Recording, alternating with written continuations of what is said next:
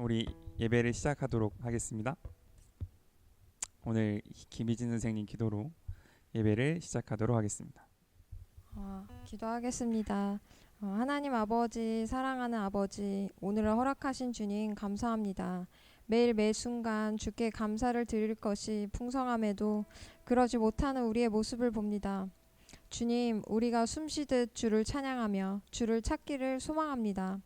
힘들고 지칠 때뿐 아니라 기쁨과 행복이 가득할 때도 주를 기억하며 주를 새기는 우리 될 수 있도록 주님 함께해 주세요.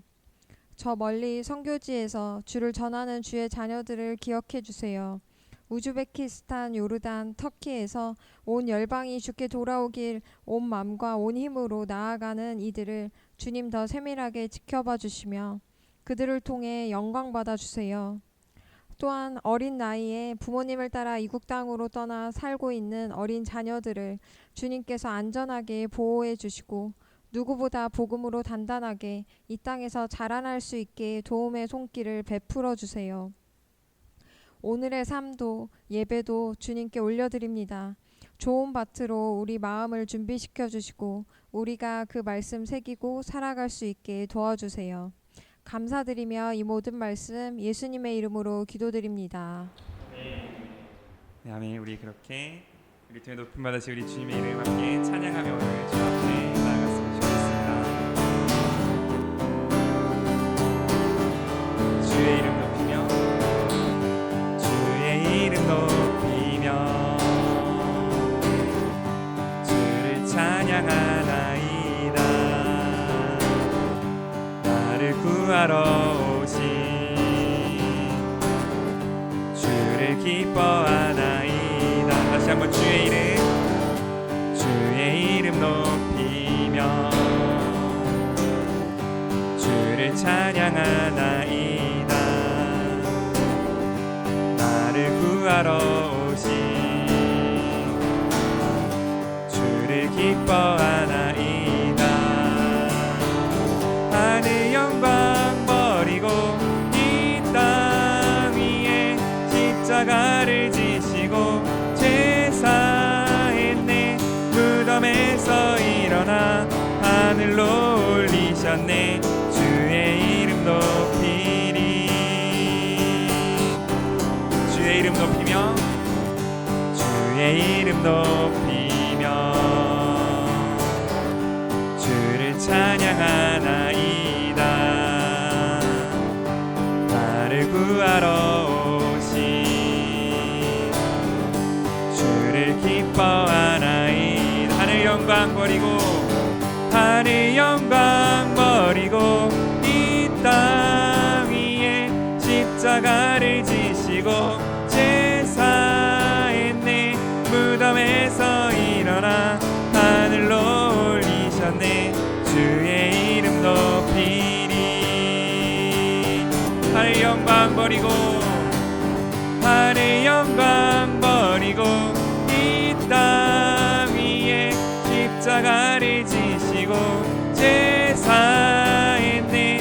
무덤에서 일어나 하늘로 올리셨네. 주의 이름 높이리. 다시 한번 하늘 영광 버리고 이 땅 위에 십자가를 지시고 죄 사했네. 무덤에서 일어나 하늘로 올리셨네. 주의 이름 높이리. 승리하였네. 어린 양의 보혈로 우리 보혈의 능력으로 서리라. 승리하였네. 어린 양의 보혈로 세계 승리 주셨네. 승리하였네. 어린 양의 보혈로 우리 보혈의 능력으로 서리라. 승리하였네. 어린 양의 보혈로 주 내게 승리 주셨네. 다시 한번 승리하였네. 어린 양의 보혈로 우리 보혈의 능력으로 서리라. 승리하였네. 어린 양의 보혈로 내게 승리 주셨네. 승리하였네. 어린 양의 보혈로 우리 보혈의 능력으로 서리라. 승리하였네. 어린 양의 보혈로 내게 승리 주셨네. 주 내게 승리, 내게 승리 주셨네. 주 내게 승리, 내게 승리 주셨네. 네, 기쁨과 승리를 주신 주님께 영광의 박수 올려드리기 원합니다. 아멘. 주님 우리와 함께 하실 줄을 믿습니다. 영원히 우리와 함께 하실 주님의 그 사랑 함께 더 찬양하며 나아갈 수 있으면 좋겠습니다. 주 사랑 놀라운 그 사랑 나를 위한 그의 십자가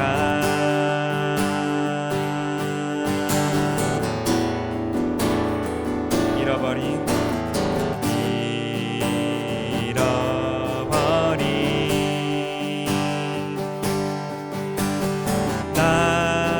나를 찾아 이 땅 위에 오신 나의 예수. 다시 한번 고백합시다. 주 사랑, 주 사랑 놀라운 그 사랑 나를 위한 그의 십자가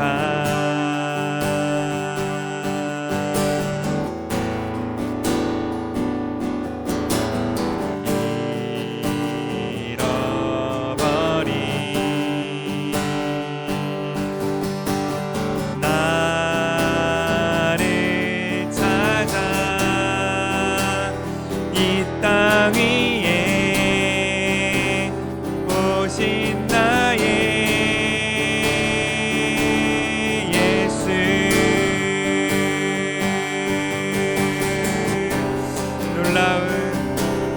놀라운 주의 사랑 내 맘에 가득 넘치네. 그 사랑 나를 새롭게 놀라운 주의 사랑 놀라운 주의 사랑 내 맘에 가득 넘치네. 그 사랑 나를 새롭게 놀라운 주의 사랑. 다시 한번 놀라운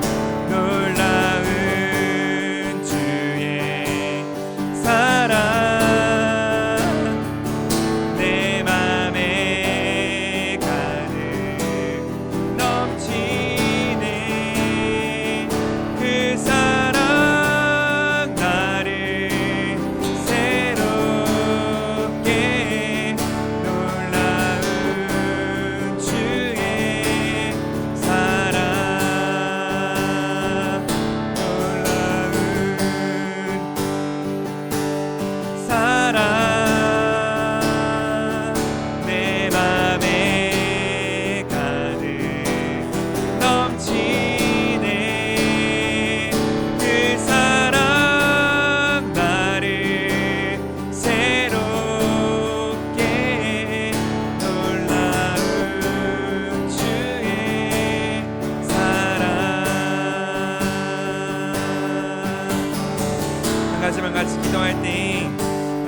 온전히 하나님의 사랑 가운데 설 수 있기를 원합니다.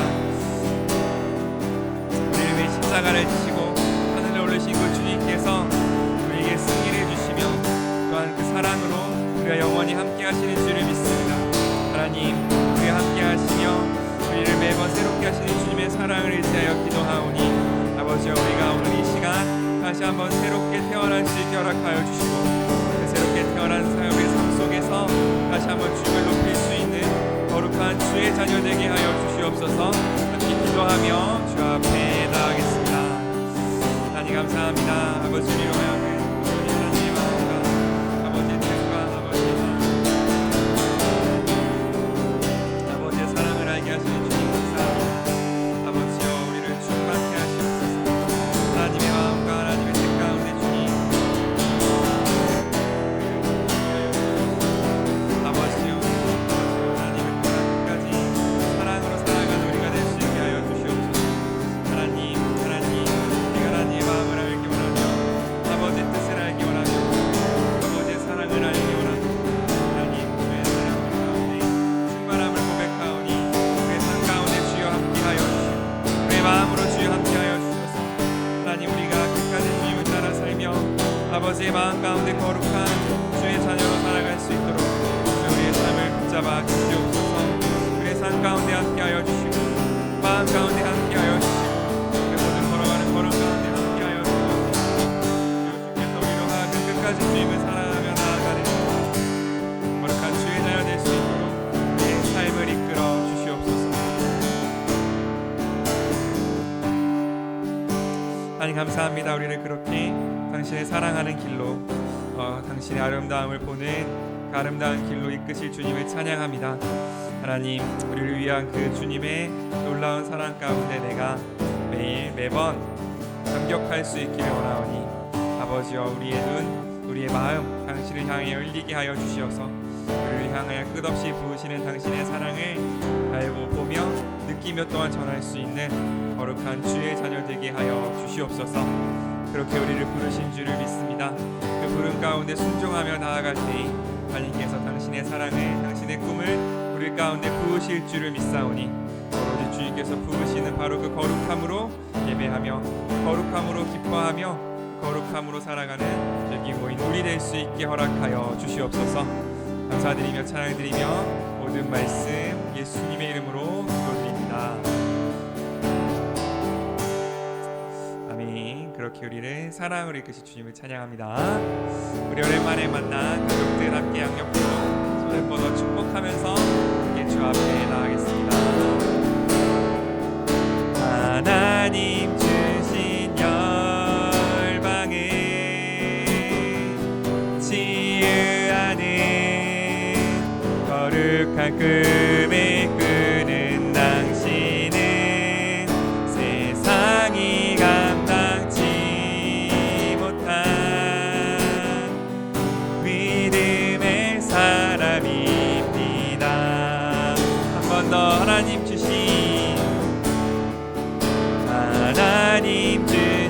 열방을 치유하는 거룩한 꿈을 꾸는 당신은 세상이 감당치 못한 믿음의 사람입니다. 믿음의 사람입니다.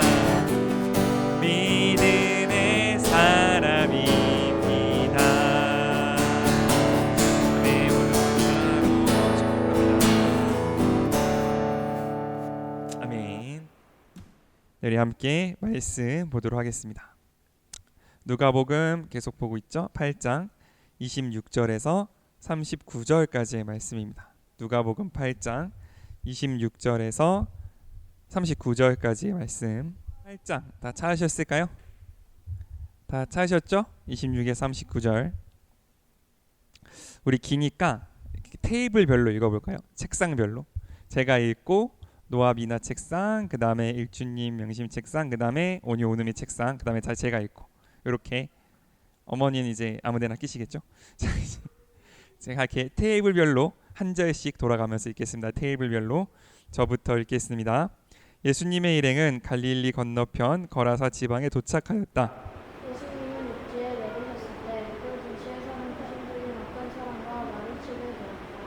그는 오랫동안 옷을 입지도 않았고 집이 쫓겨나 공중유리에서 살았다. 그가 예수님을 보자 소리 지르며 예수님 발 앞에 엎드려 가장 높으신 하나님의 아들 예수님, 내가 당신과 무슨 상관이 있습니까? 부탁드립니다. 제발 나를 괴롭히지 마십시오 하고 외쳤다.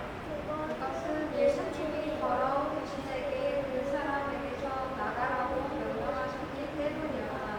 귀신이 자주 그를 사로잡기 때문에 사슴과 세포라고 그를 묶고 지키는데도 그는 그 모든 것을 끊고 귀신에게 몰려 광야로 뛰쳐나가곤 하였다. 예수님이 그에게 내 이름이 무엇이냐 하고 물으시자 그는 군대입니다 하고 대답하였다. 이것은 그에게 많은 귀신이 들어가 있었기 때문이었다. 그리고 귀신들은 예수님 있을 제발 구제용으로 들어가는 강릉마다 흙까지 날아들고 간청하였다. 마침 그곳 산에는 많은 돼지떼가 풀을 먹고 있었다. 귀신들은 돼지떼 속에라도 들어가게 해달라고 간청하였다. 그래서 예수님이 허락하시자 귀신들이 그 사람에게서 나와 돼지떼 속으로 들어갔다. 그러자 돼지떼가 가파른 빗발로 내리달려 호수에 빠져 죽고 말았다. 돼지를 치던 자들이 이것을 보고 도망하여 읍내와 촌에 이 일을 말하자 사람들이 일어난 일을 보려고 모여들었다. 그들은 귀신 나간 사람이 옷을 입고 맑은 정신으로 예수님 앞에 있는 것을 보고 두려워하고 그 일을 지켜본 사람들이 어떻게 해서 귀신 들린 사람이 낫게 되었는가를 이야기해 주자. 거라사 지방 사람들은 크게 두려워하며 예수님께 그 지방을 떠나달라고 간청하였다. 그래서 예수님을 돌아가라고 부탁하였다. 그때 귀신 나간 사람이 함께 가게 해달라고 간청하였으나 예수님은 그를 돌려보내시며 함께 읽겠습니다. 집으로 돌아가 하나님께서 너에게 행하신 큰 일을 이야기해 주어라 하고 말씀하셨다. 그래서 그는 곧 가서 예수님이 자기에게 행하신 큰 일을 온 마을에 일렀다. 아멘. 요 말씀으로 우리 함께 같이 말씀 나누도록 하겠습니다. 지난번에 우리가 봤던 내용이 뭐였냐면 예수님께서 호수를 그러니까 바다를 갈릴리 바다를 건너가고 있는 내용이었어요. 그때 무슨 일이 있었냐면 큰 폭풍이 불어서 죽게 되었을 때 제자들이 예수님을 깨우는 그런 내용을 우리가 같이 봤습니다. 예수님께서 배를 타셨다 함은 곧 무슨 뜻이냐면 어디론가 가고 계셨다는 뜻이겠죠. 그래서 그 가고 계신 곳이 어디였냐면 바로 여기 갈릴리 건너편 거라사 지방이라고 되어 있습니다. 이게 정확히 어딘지에 대해서는 성경학자들별로 의견이 조금 분분한 것 같아요. 현재 이 건너편 거라사가 정확히 어디인지에 대해서는 말이 나오지 않고 있지만 뭐 누가복음과 비슷한 곳을 기록한 마태와 마가복음 다른 데를 조금 참고해 보면 데가볼리 지방이라고 하는 데도 있고 데가볼리가 뭐냐면 데카폴리스 데카는 열이고 폴리스는 도시거든요. 그래서 로마가 유대 지역에 설치했던 10개의 도시들 중에 하나거나 그 근방 적어도 그 근방이었던 것으로 생각이 됩니다. 이게 왜 중요하냐면 호수를 딱 건너면 어떤 일이 발생하냐면 예수님께서 이전에 사역하던 곳은 유대인들의 지방이에요. 그러니까 그곳은 예수님을 거부하긴 했어도 기본적으로 하나님은 한 분이시라는 사실을 믿고 있고 기본적으로 우리는 유대인이라는 아브라함의 자손이라는 사실에 대해서 자긍심을 가지고 있고 기본적으로 그곳은 메시아를 기다리는 사상이 받아들여지던 곳이라는 뜻입니다. 그래서 그곳에서는 예수님께서 자신이 누군지를 설명해 주기 위해서 나는 하나님의 아들이다, 나는 메시아다라고 말해주면 그 사람들은 그거를 받아들이든 아니든지 간에 예수님이 어떤 분이신지가 대충 머릿속에 그려지는 이제 그런 상황이었던 거죠. 그런데 이제 호수를 딱 건너자마자 어떤 게 펼쳐지냐면 거라사 지방에 가는데 거라사 지방에는 뭘 키우고 있냐면 돼지를 키우고 있어요. 이게 무슨 뜻이냐면 유대인들은 돼지를 부정한 동물로 여겨서 먹지 않습니다. 그러면 돼지를 키우는 이유는 뭐냐면 이곳은 유대인의 풍습이 통하지 않는 지역이라는 거예요. 뭐 돼지를 키워서 직접 잡아 먹었든 아니면 근처 로마인들에게 팔았든 아니면 근처 로마 신들에게 제사를 드릴 때 사용했던 지간에 어쨌든 이 지역은 돼지가 적어도 한 2,000마리 정도 사육이 되고 그 소비가 될 정도로 유대와는 완전 문화가 다른 곳이다라는 걸 우리가 볼 수 있습니다. 그러므로 예수님께서 유대 지역에서 유대적 베이스가 없는, 그러니까 하나님이 어떤 분이신지에 대한 이해가 없는 새로운 문화권으로 넘어가셨을 때 어떤 일이 펼쳐지는지를 우리가 볼 수 있는 거고, 아마 이게 예수님 버전의 첫 번째 단기 선교 비슷한 느낌이지 않았을까 하는 생각이 듭니다. 배를 타고 먼 곳으로 가서 내가 있던 문화와 다른 문화, 물론 말은 통했고 많은 교류가 있었던 지역이었지만 어쨌든 다른 베이스의 문화가 많이 침투해져 있는 곳에 예수님께서 가셨어요. 가셨을 때 가장 먼저 만난 사람이 누구냐면 27절에 귀신 들린 사람하고 마주쳤습니다. 이 사람은 얼마나 흉악하게 귀신이 들렸는지 이 사람들이 막 뭐랄까요, 발광을 하니까, 말 그대로 귀신 들린 사람이 막 옷을 찢고 소리 지르고 빨개 벗고 돌아다니고 하니까 무서워서 쇠사슬로 잡아서 묶어두려고 많이 시도를 했지만 그렇게 하지 못하고 그냥 이 사람이 그냥 돌아다니고, 이 사람은 결국 어디에 살냐면 집에서 나와서 공동묘지에서 살고 있는 그런 사람이었던 거죠. 그래서 그 사람이 예수님을 처음 만났습니다. 그러니까 우리가 뭘 볼 수 있냐면 문화는 달라졌고 지역은 달라졌지만 사람들을 괴롭게 하는 기저에는 항상 악의 문제, 죄의 문제가 깔려 있다는 걸 우리는 볼 수 있어요. 우리가 예수님 주변에 특히 어떤 귀신의 문제가 많이 나타났던 이유는 예수님이라는 밝은 빛이 비쳤을 때 꽁꽁 숨겨져 있었던 그 귀신의 가장 적나라한 모습이 드러나는 거다라는 이야기를 나눈 적이 있었는데, 예수님께서 이방 지역으로 가셨을 때에도 똑같은 일이 발생했던 거죠. 그들을 묶고 있는 어떤 사회적인 모습이나 식습관이나 그들의 어떤 생활 패턴은 다르다 할지라도 인간이라 하면 모두 동일하게 가지고 있는 죄의 문제, 그리고 그 죄를 이용하는 악과 귀신과 어둠의 영들에 대한 문제는 예수님 앞에 똑같은 모습으로 나타나고 있다라는 걸 우리가 볼 수 있습니다. 그러므로 우리가 삶에서 여러 문제를 대하거나 나의 모습에 대해서 어떤 아픔이 있을 때 그것을 치유하거나 바꿀 수 있는 힘은 예수님께 있는데, 그 예수님께 있다 함은 나에게 통한 예수님, 그러니까 나를 변화시키신 예수님께서 저 사람도, 나를 축복해 주신 예수님께서 저 사람도 축복해 주실 것을 우리가 믿는 믿음이라고 할 수 있어요. 그렇기 때문에 우리가 교회에서 특징적으로 하는 게 뭐냐면 간증과 나눔이잖아요. 내가 이렇게 기도했더니 주님께서 나를 이렇게 이끄셨습니다 라는 간증을 많이 하기도 하고, 뭐 때로는 결론이 나지 않았다 할지라도 이렇게 내가 믿음으로 이 상황을 받아들이고 있습니다 라는 이 간증과 나눔을 하는 이유는 그 모든 일들이 다 끝나서 좋은 일이 나왔기에 결과 보고를 하는 그런 게 아니라, 지금 내 삶을 이렇게 이끌어 가시는 주님께서 당신의 삶도 이렇게 이끌어 가시기를 바란다는 어떤 우리의 삶으로 할 수 있는 가장 큰 축복 중에 하나라는 거죠. 왜냐하면 내가 여기에 있든 저기에 있든 그 문제 해결은 항상 예수님께 있을 것이고, 예수님께서 우리를 대하시는 방법은 항상 동일하고 항상 또 그 사람에게 가장 잘 맞춰져 있는 바로 그 방법으로 우리에게 일하실 것이기 때문에 그렇습니다. 그러면 예수님께서 이방 나라에서, 이방인의 문화에서 귀신 들린 사람을 만났을 때 어떻게 하는지 우리가 조금만 더 같이 봤으면 좋겠습니다. 자, 30절입니다. 30절 우리 한 번만 같이 읽을까요? 30절 같이 읽겠습니다. 시작. 예수님이 그에게 이름이 무엇이냐고 묻자 그는 군대입니다 하고 대답하였다. 그것은 그에게 많은 귀신이 들어가 있었기 때문입니다. 네, 많은 귀신이 들어가 있었대요. 이름이 군대라고 합니다. 이게 원어를 찾아보면 레기온이라는 레기온이라고 하는 군대의 편제단인데 적게는 한 1,000명에서 많게는 한 3,000명까지 속한 군대의 편제를 레기온이라고 한대요. 이 레기온이 특별한 이유를 가지는 이유가 뭐냐면 이 레기온이 되면 단독 작전이 가능한 어떤 최소한의 군대라고 하더라고요. 그러니까 한 10명 보내서 전쟁을 할 수는 없을 거 아니에요.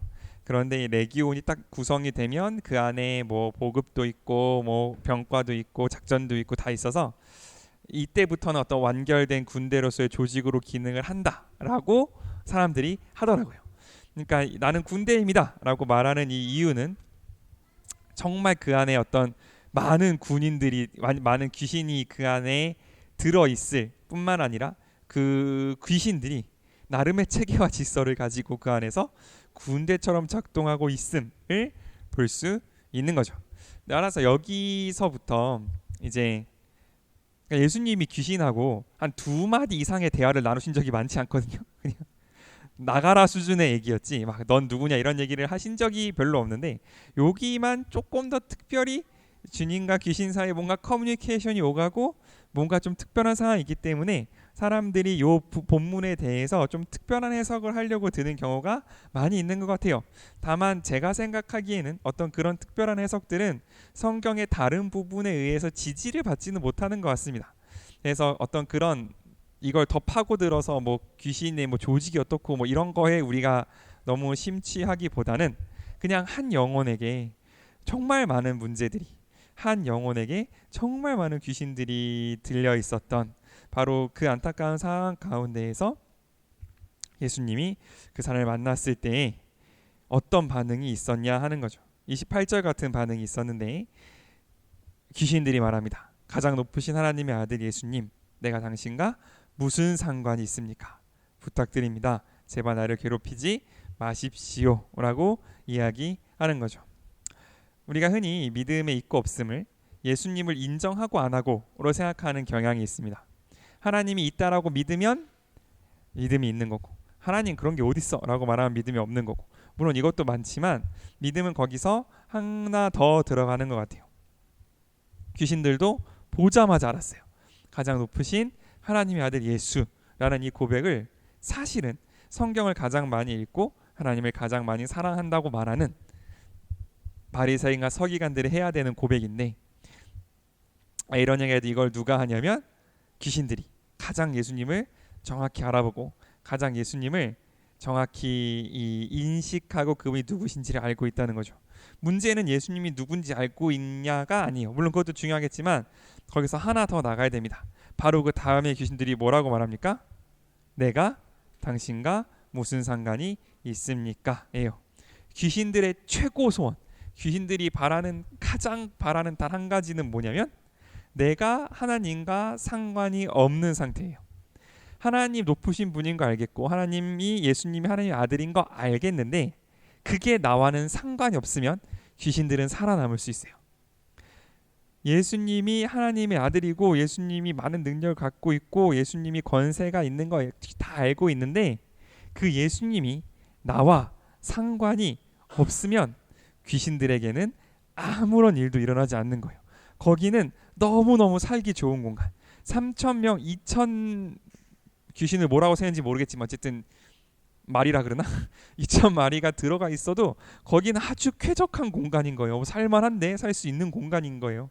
예수님이 없는, 예수님과 관계가 없는 곳이라면 그렇다는 겁니다.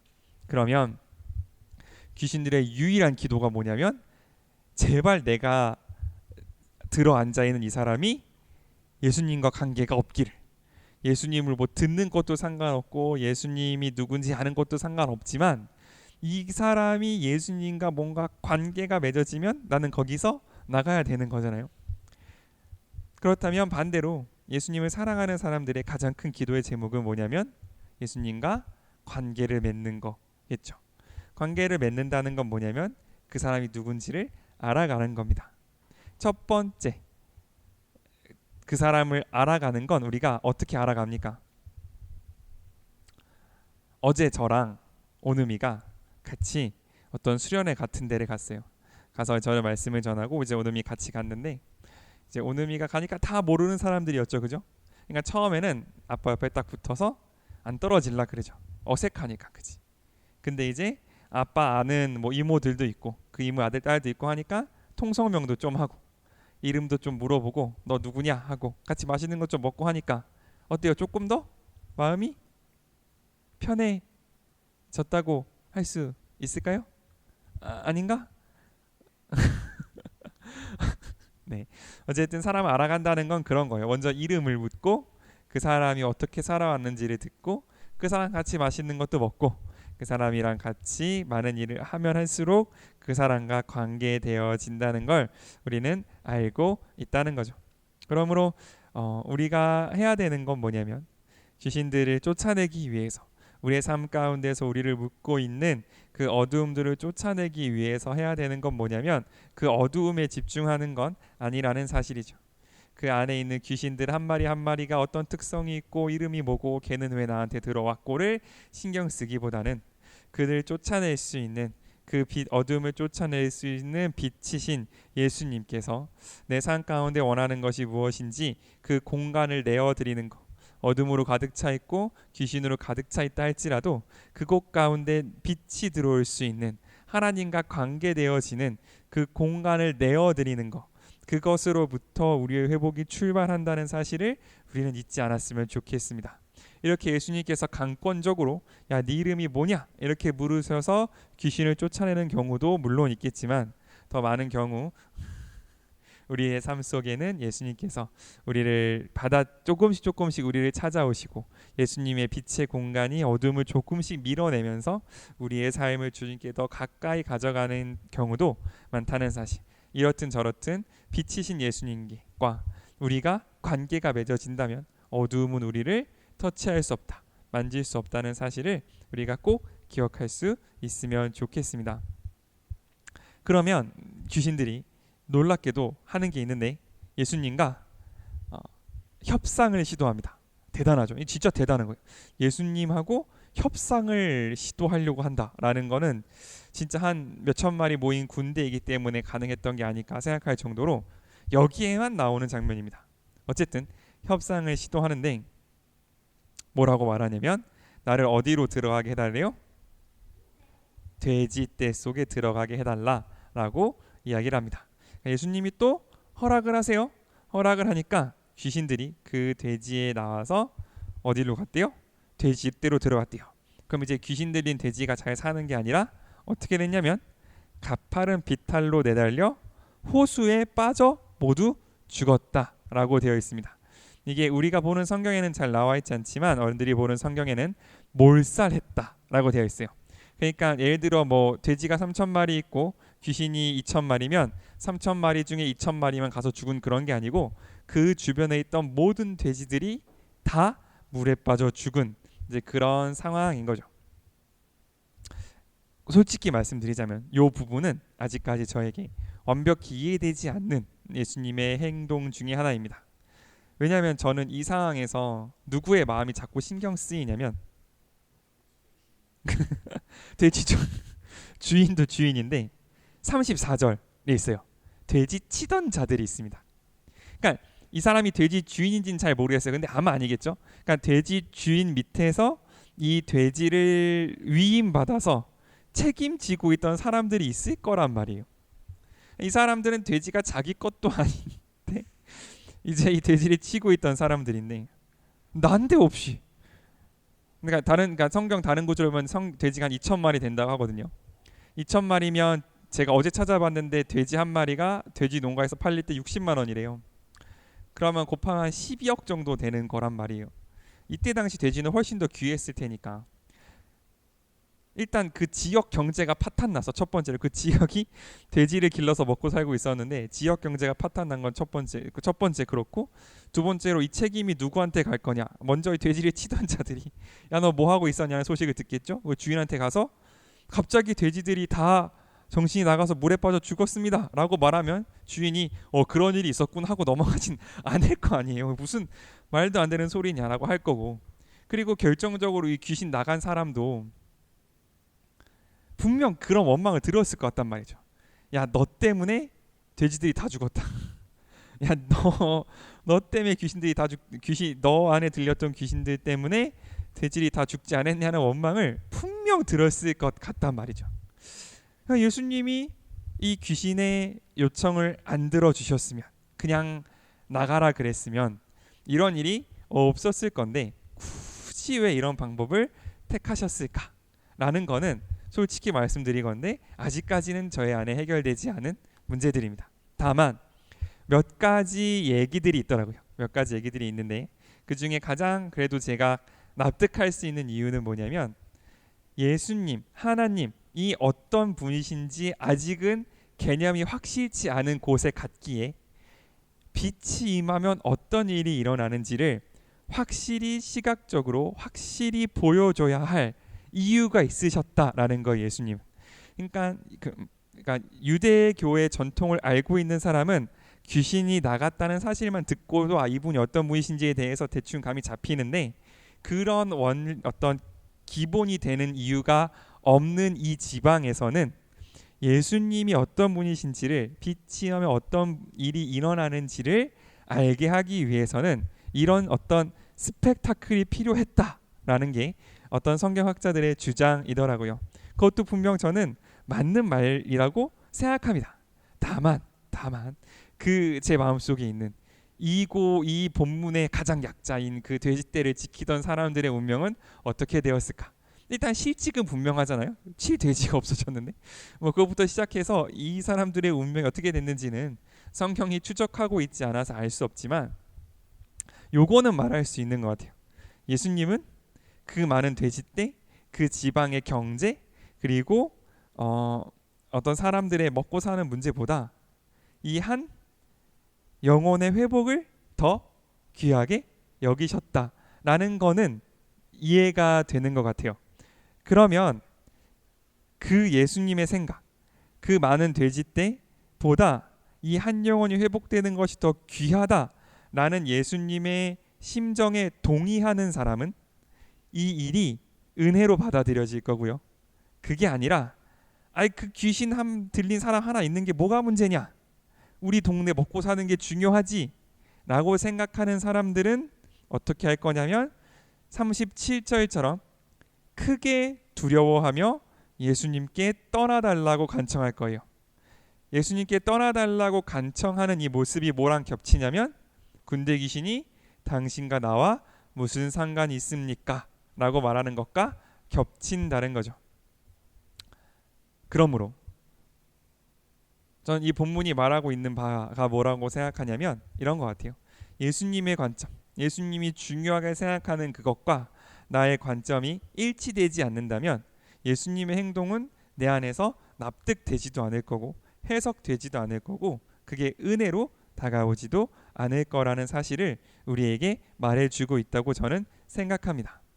그리고 예수님께서 이 귀신 나간 사람, 귀신이 들렸다가 귀신이 나간 사람이 예수님을 따라다니고자 했을 때 그렇게 하지 말고 39절에 집으로 돌아가 하나님께서 너에게 행하신 큰 일을 이야기해 주어라 라고 말씀하시면서 그 사람을 거기에 두신 이유도 이 비교를, 제가 아까 말했잖아요. 이 사람을 볼 때마다 없어진 돼지 2,000마리가 생각날 거라고. 근데 이 사람이 그냥 예수님을 쑥 따라가 버리면 그 지방은 그저 돼지를 잃어버린 지방에서 멈추는 거잖아요. 근데 그 사람이 거기 있음으로써 하나님께서 어떤 일을 하셨고 어떤 기준을 갖고 있으셨음을 그 지방 사람들과 자신의 집과 자신의 친구들에게 이야기해 줄 수 있는 그 증거로서 남겨두셨다는 사실을 볼 때에 예수님께서는 이 사건을 통하여 나의 기준과 세상의 기준이 다르고 내가 생각하는 어떤 가치와 이 세상의 가치가 다르다는 사실을 우리에게 보여주고 싶으셨던 것 아니었을까라는 생각을 해봅니다. 물론 아직까지 마음속에 그 돼지떼 치던 분들이 마음속에 남아있기는 하지만 어쨌든 그럼에도 불구하고 예수님께서 뭐 잘해주셨겠죠. 큰 차원에서 보자면 예수님께서는 한 영혼을 구하기 위해 오셨는데 그 구하기 위해 오신 그 목적을 어느 정도냐면 그 지방의 돼지가 모두 다 죽을 정도로 한 영혼을 귀하게 생각하셨다라는 것을 우리 가운데 볼 수 있으면 좋겠습니다. 저한테 대입해 보자고요. 저한테 대입해 봅시다. 실제로 그렇다는 건 아니지만 만약에 저 옆집에 나는 모르는데 귀신 들린 사람이 산다고 쳐요. 만약에. 그런데 주님이 너한테 와서 말씀하시는 거죠. 야, 네 전 재산이 필요하다. 네 전 재산을 헌금하면 죄를 치료해 줄게. 너 할래? 라고 물어보신다고 생각합시다. 나는 그 사람을 알지도 못해요. 난 그 사람하고 관계도 없어. 그냥 그 사람이 갑자기 밤 12시에 소리 지르는 게 가끔 짜증날 뿐인 어떤 그런 관계 가운데 있다고 생각해 봅시다. 그런데 예수님이 저한테 와서 야, 내가 저 영혼을 진짜 사랑하는데 저 영혼이 너무 회복됐으면 좋겠는데 네 전 재산이 필요하다 라고 했을 때 내가 아멘 주님 가져가십시오라고 말할 수 있을 건가를 우리가 한번 생각해 볼 수 있으면 좋겠다는 거죠. 그런데 예수님은 그렇게 하셨거든요. 예수님은 본인과 아무런 상관도 없는, 오히려 예수님을 미워하고 예수님을 죽이려고 했던, 실제로 예수님을 십자가에 못 박았던 우리를 위해서 그러지 않으셔도 됐던 분이 하늘 보좌를 버리고 우리 가운데 오셔서 모든 고난을 당하시고 십자가에 달려 돌아가셨거든요.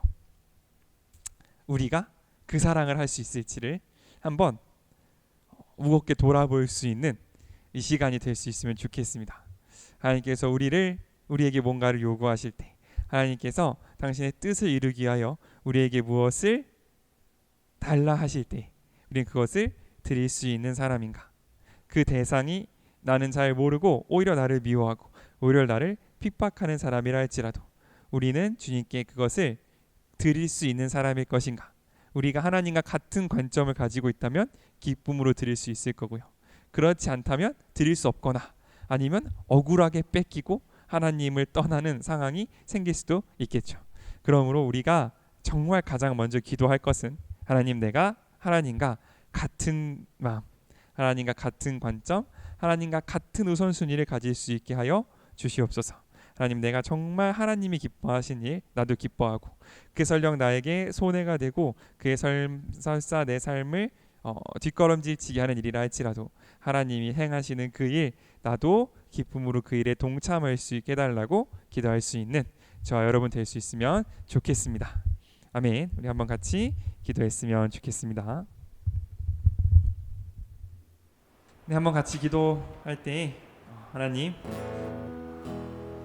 우리가 하나님과 관계되어지기 원합니다. 관계되어지기 원하는데 어느 정도까지 당신을 알기 원하냐면 당신의 마음이 나의 마음이 되고 당신의 기쁨이 나의 기쁨이 되고 당신의 소망이 나의 소망이 되어서 내가 가진 모든 것 정말 기쁨으로 내어드릴 수 있기까지 당신을 사랑하며 당신을 알며 당신과 하나 되기 원하오니 아버지, 우리 가운데 성령으로 임하여 주시옵소서. 우리 가운데 아버지의 마음으로 임하여 주시고 우리 가운데 당신의 뜻으로 임하여 주시어서 내가 가진 모든 것 당신을 위하여 올려드릴 수 있는 거룩한 주의 자녀, 사랑받는 주의 신부 되게 하여 주시옵소서. 이 기도하며 주 앞에 나아가겠습니다.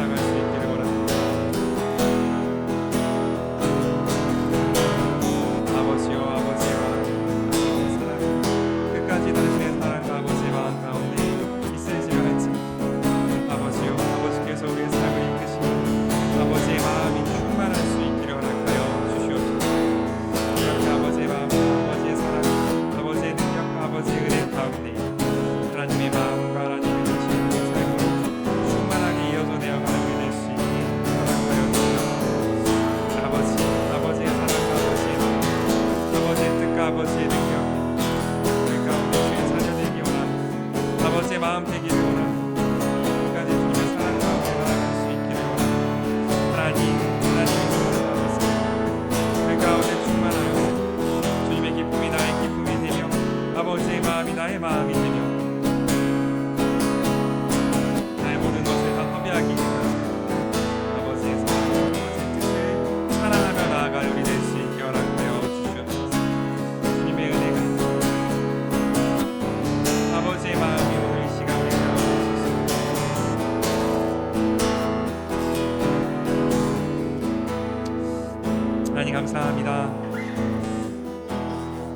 하나님, 예수님 당신을 우리의 삶 가운데 더욱 모셔드리기 원하며 당신과 더욱 관계되기 원하며 아버지의 마음이, 아버지의 뜻이 나의 마음과 나의 뜻이 될 수 있기를 원합니다. 그러기 위하여 주님, 내가 더욱더 하나님을 사랑하며 아버지 마음속 가운데 나아갈 수 있기를 원하오니 내가 하나님과 같은 마음이 되어서 하나님이 사랑하는 사람들 사랑할 수 있게 허락하여 주시고, 내가 아버지와 같은 뜻이 되어서 주님이 기뻐하시는 그 뜻을 나 또한 기뻐하며 행할 수 있는 우리가 될 수 있게 허락하여 주시옵소서. 그래서 주님, 하나님이 하시는 모든 행동이, 하나님께서 우리 가운데 허락하신 모든 일들이 우리 삶 가운데 은혜로 해석되어지고, 하나님께서 우리 가운데 만나게 하신 모든 사람들이 하나님의 사랑을 나눌 수 있게 허락하여 주시오. 무엇보다 주님, 내가 하나님의 뜻을 펼치는 축복의 통로 될 수 있게 허락하여 주시어서 부족하지만 우리의 가진 모든 것을 통하여서 주여 하나님 받으시기 합당한 거룩한 주의 집으로 지어져가는 우리 될 수 있도록 우리의 모든 삶 가운데 주여 함께하여 주시옵소서. 그렇게 우리를 찾아오시고 우리 가운데 회복을 명하시며 우리 안에 있는 모든 어두움을 몰아내시고 그것 가운데 당신의 빛을, 당신의 그 선함을, 당신의 그 회복을 심으실 주님을 찬양합니다. 주여 우리 삶 가운데도 동일한 힘으로 함께하여 주시옵소서. 여호와는 내게 복을 주시고 너를 지키시기를 원하며 여호와는 그의 얼굴을 내게 비추사 은혜 베푸시기를 원하며 여호와는 그 얼굴을 내게로 향하여 드사 평강 주시기를 원하노라. 아멘.